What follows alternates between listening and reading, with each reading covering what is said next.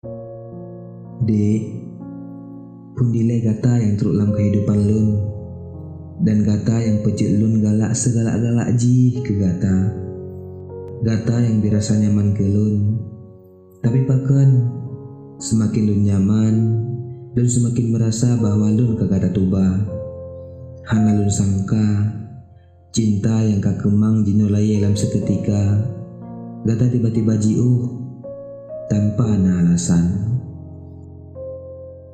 Kiban cerah menan bekah, sakit bak lun rasa, dan piki gata tak anggap lun dan piki gata tak anggap lun beda.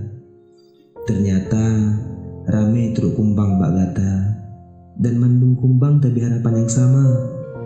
Akeji jina lun kesadar, haba dan janji mameh tayo dua akan lun lupakan. Jino dan Wo mencerita pit sabuh kenangan.